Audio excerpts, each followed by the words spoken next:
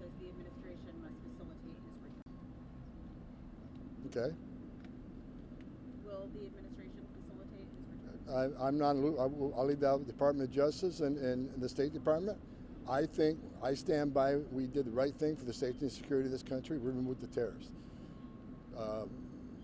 Just like the two plane loads that all of a sudden everybody's saying we violated court order.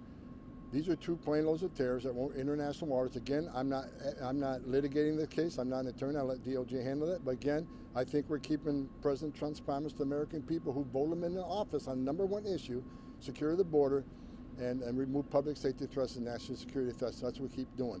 I find it incredible that there's all this push for more due process, more process for these designated terrorists, when in fact no one asked for due process when they crossed the border. No one asked for vetting when they crossed the border.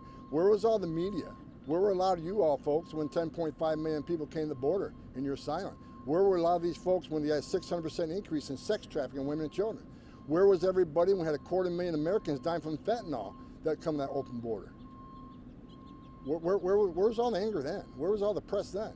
But now they enter the country legally against legal process, and now they demand legal process. It's just ridiculous how this has come full circle. And I think President Trump's doing the right thing. This country's much safer today. I looked at the numbers today. We're about 68,000 illegal aliens arrested in the interior United States, a hell of a lot more than Biden administration ever done, ever thought of doing. And a vast majority being criminal alien threats. This country's a lot safer. New York City's a lot safer today because of the operations we did up there. Arresting public safety threats and national security threats. Every time we arrest one of these people, remove them, the country gets that much safer. President Trump secured the border in a matter of 7 weeks. Today, as I'm talking to you, we had the most secure border in the history of this nation. The data proves it. He did in 7 weeks what the Biden administration couldn't or wouldn't do in 4 years.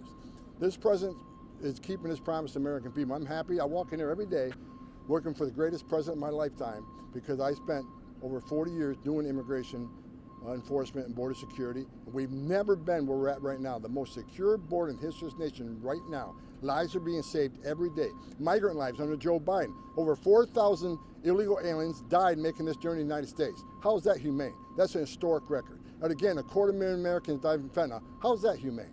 They want to say our administration is inhumane. We're not giving due process. We're saving lives by the thousands every day. The wall, everybody's screaming and yelling about the wall going up. Every place we built a border barrier, illegal immigration went down. Illegal drug flow went down. But no one talks about? The wall saves lives. Women and children can't get over that wall. So that means they're going to a place where there's not a wall. And what's waiting on them? The men and women of the border patrol who's going to deal with those health issues and a humanitarian crisis. Walls save lives. Just secure borders saves lives. President Trump's saving thousands of lives every day by securing that border.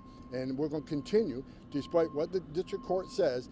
Maybe we got to hold off on some of the deportation operations we're doing, but that's not going to stop us from seeking these people out, arresting them, and taking them off the streets of the United States while we wait for the courts to decide, about the Alien Enemies Act, these other things. We're going to keep doing what we're doing. We're going to arrest these public safety threats every single day, 24/7 across this country. That will not stop.